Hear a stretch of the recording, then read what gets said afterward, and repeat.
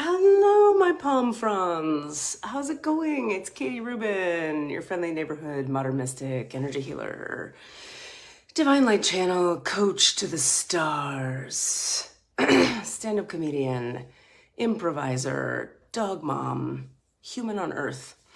Lovely to see you all. This is an oddly placed, uniquely timed Katie Church episode. So what I'm going to do today, usually for those of you who don't know, I have a thing called Katie Church that I do either Wednesday evenings or Thursday evenings. And it's where I like to come on to a live and talk about a concept in spirituality or healing or integration or empowerment, and kind of illuminate some ideas or hopefully clarify some things for folks, just based on my 12 years of training as an energy healer, my entire life on a spiritual path, my entire life on a human growth path. And for those of you who don't know, if you visit katierubin.com, you can learn a little bit more about the work I do with people privately and the classes I teach. So, burp, that's katierubin.com, KATIERUBIN, IN, not EN.com. Hello. Hi, friends. So, this episode of Katie Church that I'm doing right now, which is showing at 10:12 on the East Coast in the morning, will also replay tonight at 5 p.m. East Coast time. So the topic for today is, I sent it to my assistant, it's how do we move forward with change and growth without judging ourselves for what we're doing that isn't working? It's a really, hi Jeff, good to see you. It's a really good question, I think, because there's a way that we could each really look, if we're honest, if we look at any human being on a growth path, right? Anybody who's going to meet Amaji, Ben Ismail, hi honey, going to meet Amaji, the hugging saint and getting hugs, going to Kundalini yoga, going to healing class, doing a lot of us, I'd go with 98% of us who are on transformational healing paths. We are inclined toward looking at what's not working. We're inclined toward owning up to what we're doing that is not functional or what we're doing that's harming ourselves. Or at least at some point on our growth path, we become inclined in that direction. Maybe you go through a trauma or you lose some friends or you have an injury or a sickness that won't go away and there's no solution to it. So you start to really dig in and go, geez, maybe I have a part in this. Maybe I'm creating this. Maybe I've done some behaviors that contribute to this, right? Whatever it is on your journey that's led you to understand self-responsibility is a real thing. And it's the first step toward healing anything, by the way. Self-responsibility. We can't heal anything we aren't willing to feel. We can't remove anything we're not willing to drop into the center of. We can't be free of something we won't face. It just doesn't work that way. Part of why it doesn't work that way is because the universe, there's free will in this universe. You get to say, okay, I see the challenge. I see what I'm doing that isn't working.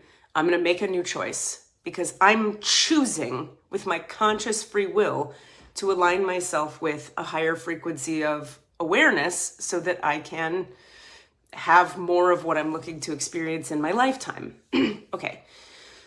So without self-responsibility, what am I choosing that is creating these patterns? We can't really change anything. However, what we also, as sensitive people, empath people, injured people, awake people, creative people tend to do is conflate self-responsibility with self-condemnation.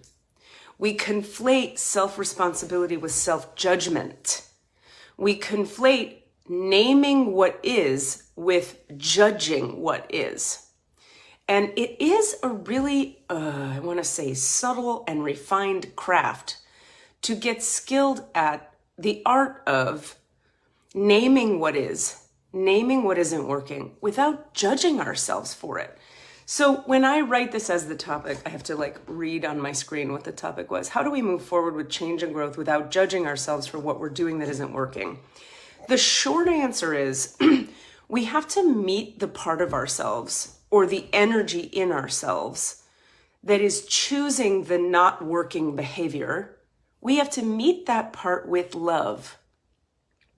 We have to literally bring the energy of love, mercy, compassion to the part of us that is making choices that don't work in our lives.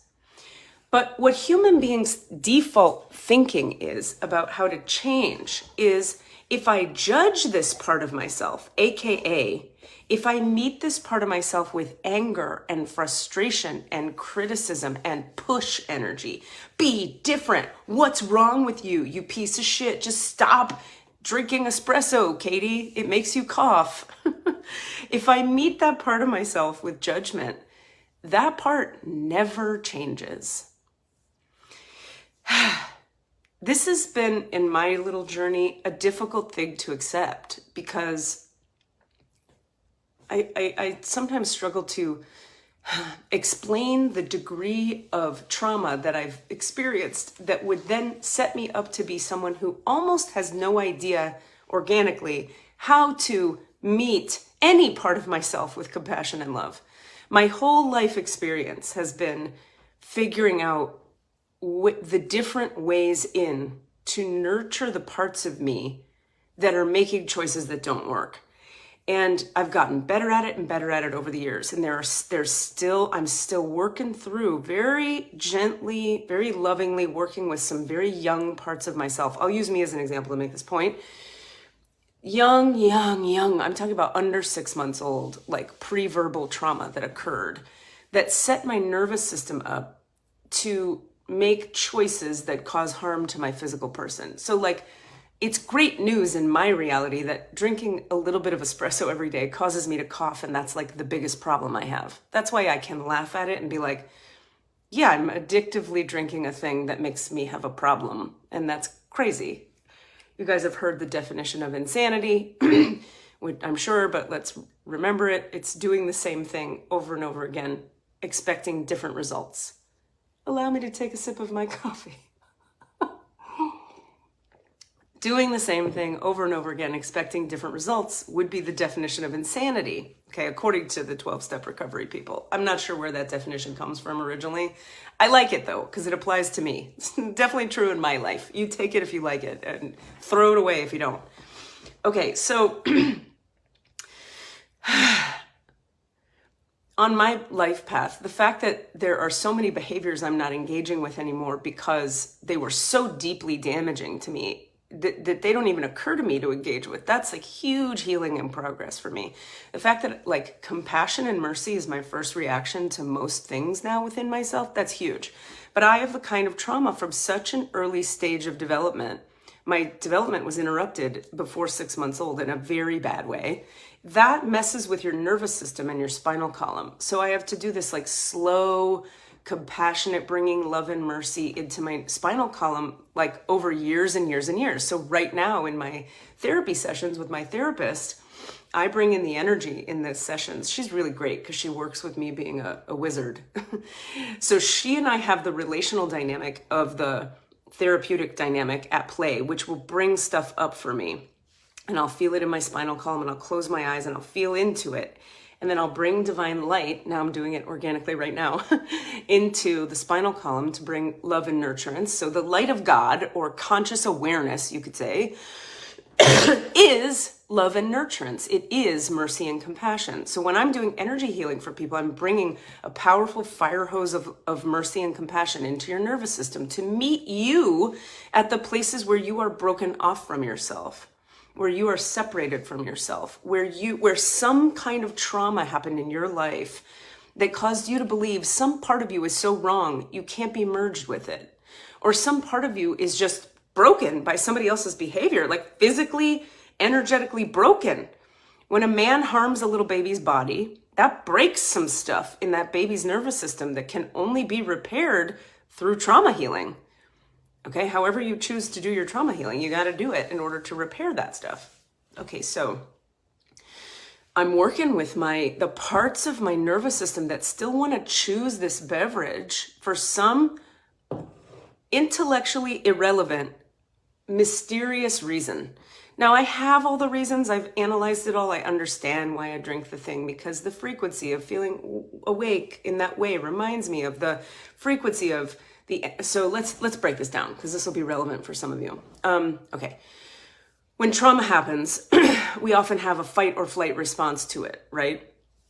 Let's say you're being abused by a grown-up man and you're a little tiny baby. Your nervous system has a couple options in that moment. Shut down, freeze, run away, flight, fight back, fight. All of those except for freeze have adrenaline involved in them. So my body, when it was less than 6 months old, my nervous system, my unconscious mind, my lizard brain, my amygdala, all of the parts of me unconsciously in the physical fabric of my being, got attuned to the frequency of survivalist adrenaline.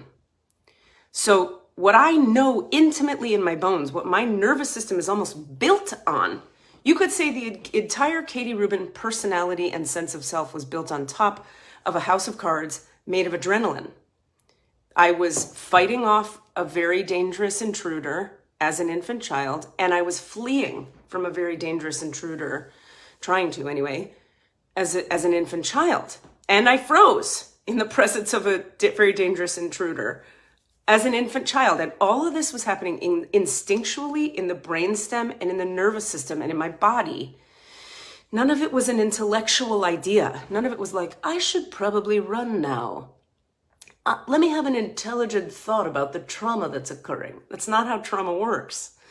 So because this kind of trauma got wedged into my spinal column, nervous system, brainstem, bloodstream, muscular system, all of it so young, there is something more familiar and safe to my nervous system about being amped up on some kind of adrenaline. Espresso creates that in your system, that part of me, now not my higher self is like, can we just stop drinking espresso already because it makes me cough, it gives me heartburn, I don't need it, I have a ton of energy in the morning. The idea that I need coffee to wake up is a lie. So my higher self is already ready. But this 6-month-old baby, spinal column, something vulnerable, can't survive reality without adrenaline baby part of me isn't there yet. So I'm still choosing to drink this bullshit and cause myself to cough. So what do we do in a scenario like that? That is today's topic. Let me read it again. How do we move forward with change and growth? I have to read it off my computer screen, which is behind my phone. How do we move forward with change and growth without judging ourselves for what we're doing that isn't working? Okay. Part of how we do that is we have to first understand. Understanding, you guys, understanding has built into it mercy and compassion. I understand now with my mind as an adult that my nervous system, infant baby brain is the one choosing this, because of the trauma she experienced at such a young age that this energy is just wedged into my spinal column. I understand that. I have mercy for myself because I understand why. I don't just intellectually understand it and then go, well, I get it, so I should choose something different. What's wrong with me? What an idiot. Ugh. Can you feel the weight and the meanness of that approach to oneself? What makes this topic so real and so charged for people, particularly in America, and particularly if you're listening to this and you're a high-functioning, successful person, is this is going to be real hard for you to hear. What makes it so hard is we live in a culture where we are praised and rewarded for overriding our nervous systems, for overriding our own individual needs. We are praised and rewarded for showing up no matter what. The show must go on energy. Right? The CEO who like day and night, 20 hours a day, works on the startup or whatever the fuck it is. Nose to the grindstone with my fucking screenplay or whatever the fuck it may be. My family's judgments of me are more important than me resting. Whatever your version is of, I shouldn't honor the sensitivity and the gentleness of who I really am, because that's not whatever, fill in the blank judgment. That's not smart enough. That's not fast enough. That's not cool enough. That's not strong enough. That's not impressive enough. That's not American enough. That's not CEO enough. That's not creative success enough. Whatever the fucking lie is.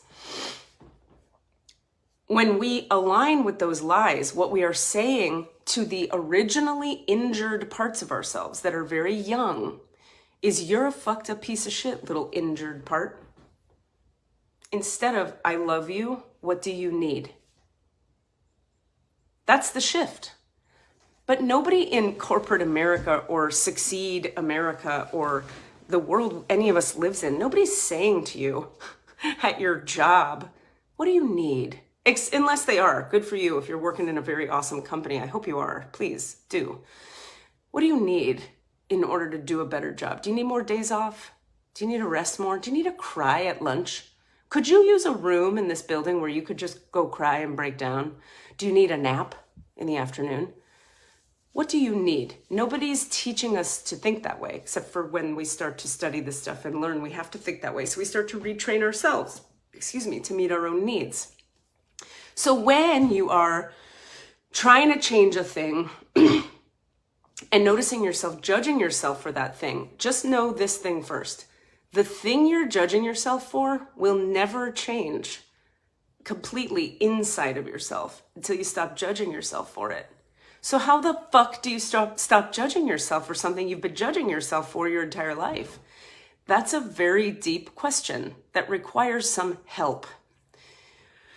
Most people I've ever met who have a pattern of deeply unconsciously judging themselves for whatever, which is, side note, most of us, need relational healing, trauma healing, therapy, energy work, somebody outside of us or some divine intervention or both to hold us in a kind of holding pattern of love in the places where we don't believe we deserve it. And then we have to practice, as I say that, my channel blows open, because that's hitting some of you in a place where it's hitting some of you, and I understand. We have to have somebody there to nurturingly love us and hold us in love in a place where we are currently incapable of doing so. So I know two ways that this can occur, either through somebody else's loving attention and holding. That's called healing relational trauma. You would do that with a somatic therapist or a normal therapist or a trusted friend or a lover, someone you trust who can hold you in love in the place where you can't love yourself.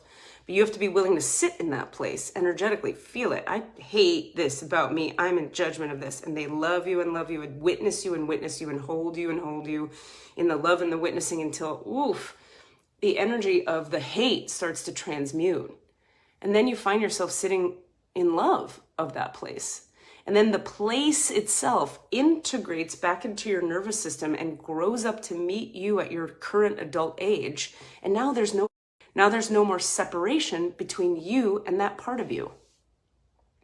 Another way you could do this is you would find the part of your nervous system, Katie, right? Let's talk about me, that still is wanting espresso, even though espresso hurts my body.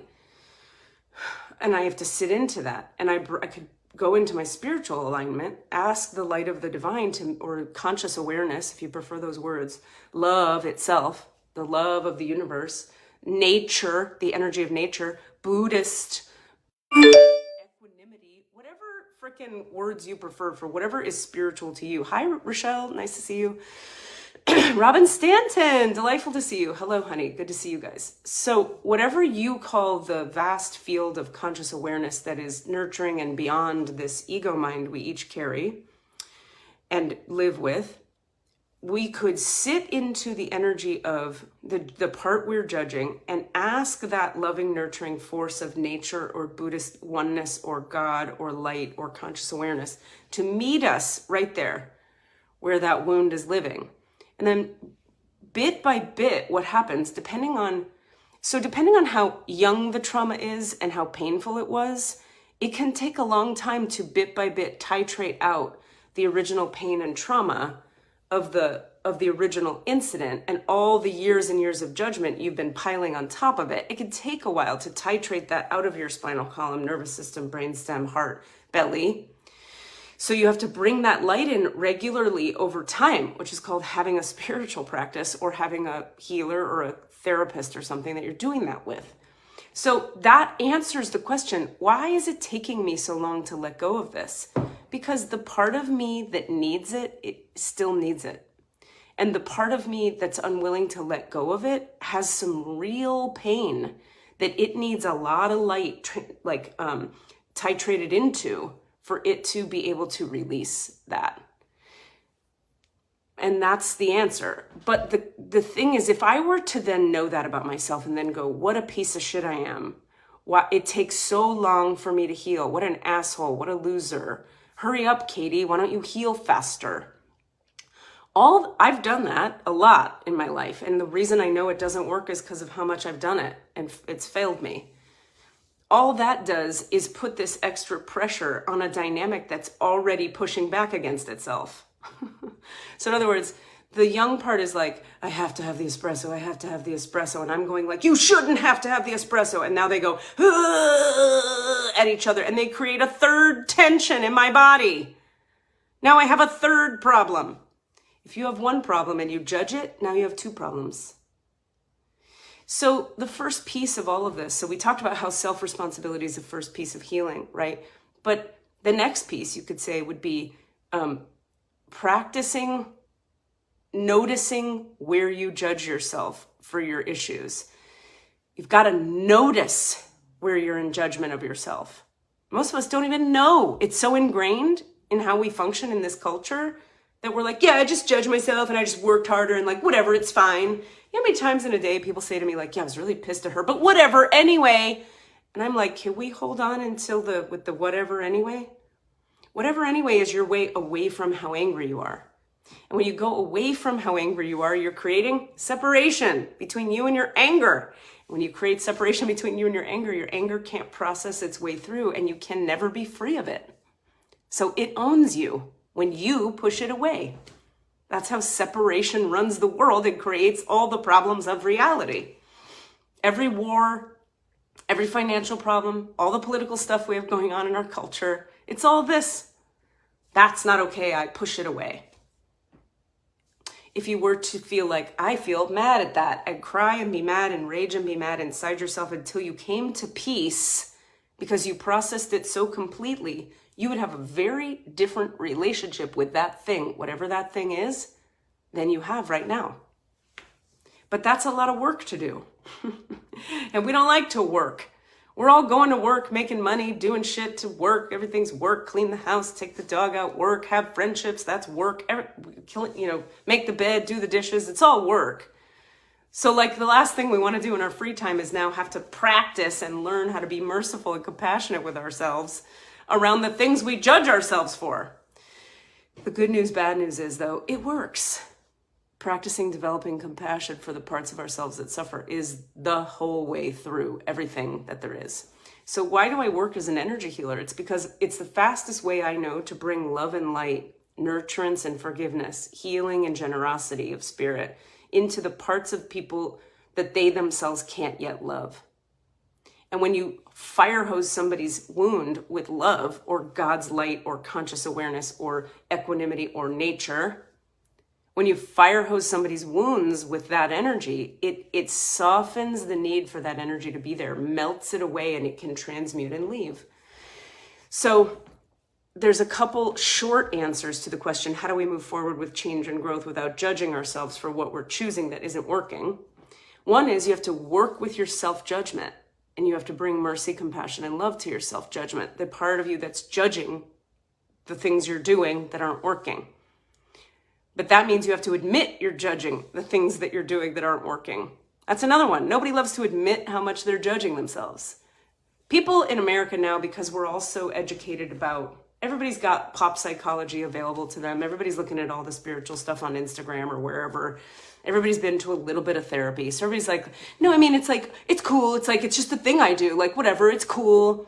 So we give lip service to not judging ourselves. But when you look at the energy of it, if you're still in separation from something, you're judging it. It's a deep thing to really confront all the parts of self that we're in judgment of with ourselves. Now, that's not the end, of the equation. Once we discover where we're judging ourselves, oh shit, I'm judging myself for not quitting espresso. All right, well, what do I do now? I gotta love the part of me that's judging me. Well, that's counterintuitive. Isn't what we're supposed to do with something or someone who's judging us, push them away? No, unfortunately not. Why? Because that creates more separation inside of ourselves. Anything you push away runs you, owns you, operates you from behind the scenes, because now you are necessarily in resistance to it. So instead, what we have to do is call it forward, lean into it, feel down into it, process it through our nervous systems until it is complete and it's no longer there. The only way out is through. There is no way for me to be free of the need. Let's get real. It's a need to drink espresso. There's no way out of that for me except to drop into the part of me that needs it, love her so intimately that and deeply that she changes so fundamentally by grieving and crying and processing and energy twisting out through my neck and me doing my weird noises I do and my spine opening and so on and so forth and it filling in with love. So much of that occurs that eventually I feel so whole and at peace that I have no need for this. Until my nervous system is changed so fundamentally that I actually prefer peace in that place to adrenaline.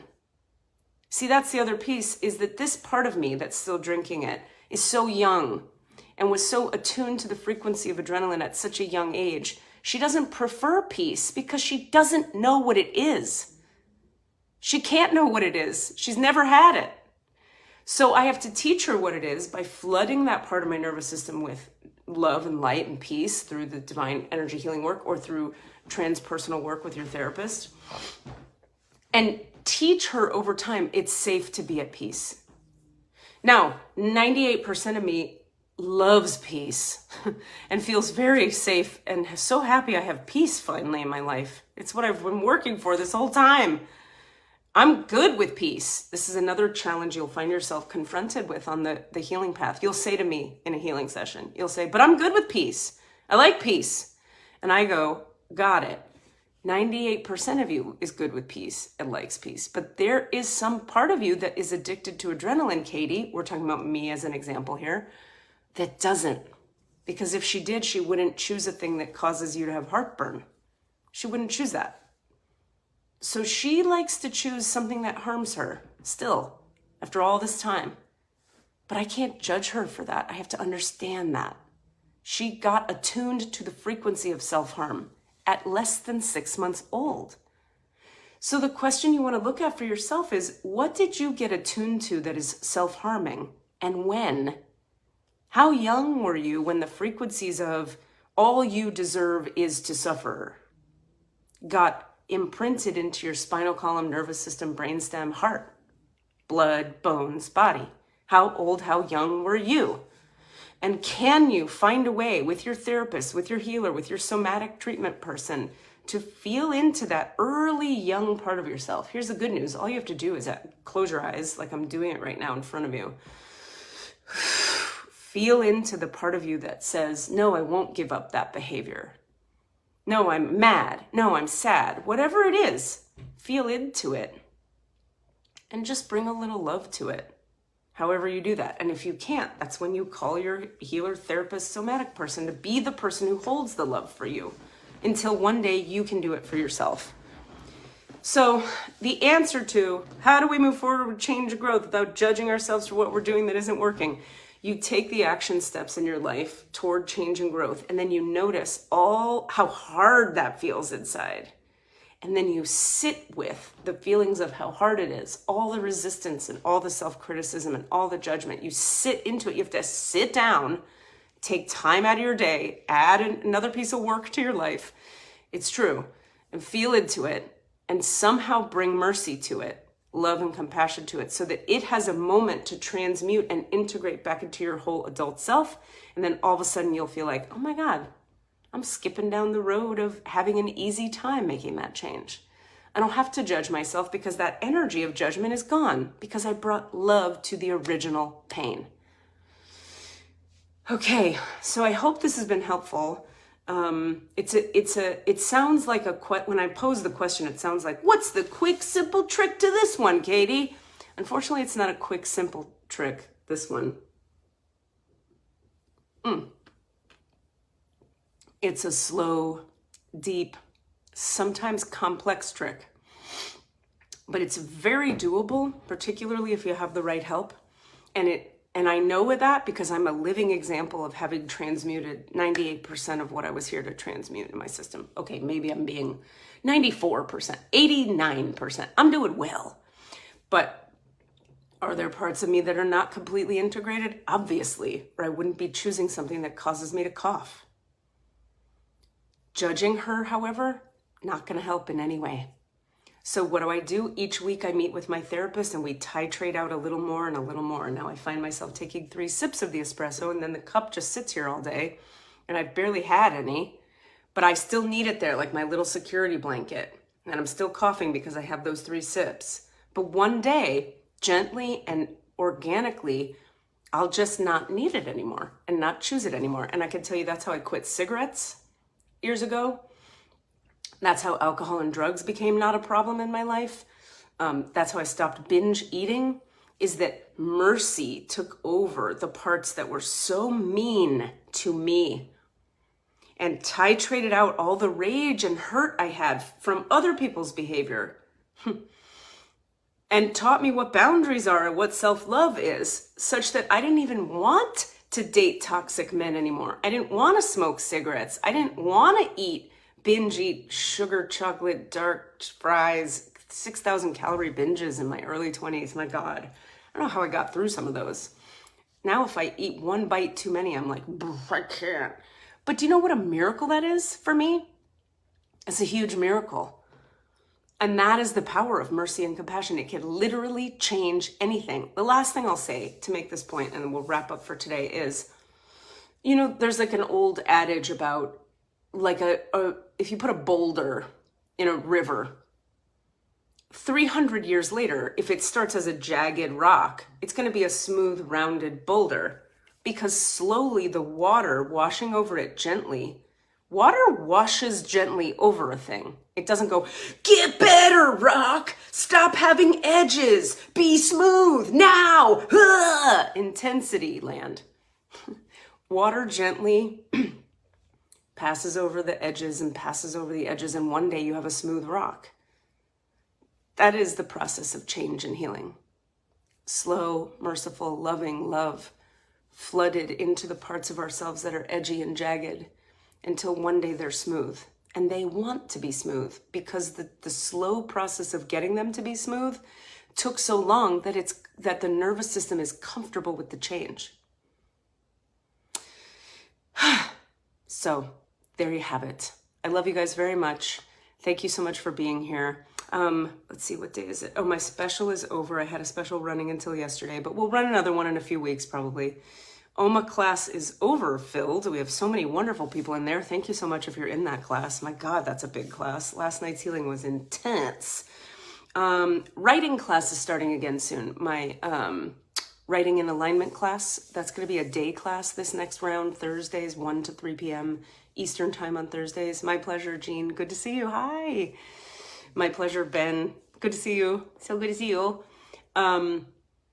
Yeah, so my Thursday writing class is starting again soon. Hit me up here if you're curious about it. I'll send you some info. You can always book a private session at katierubin.com.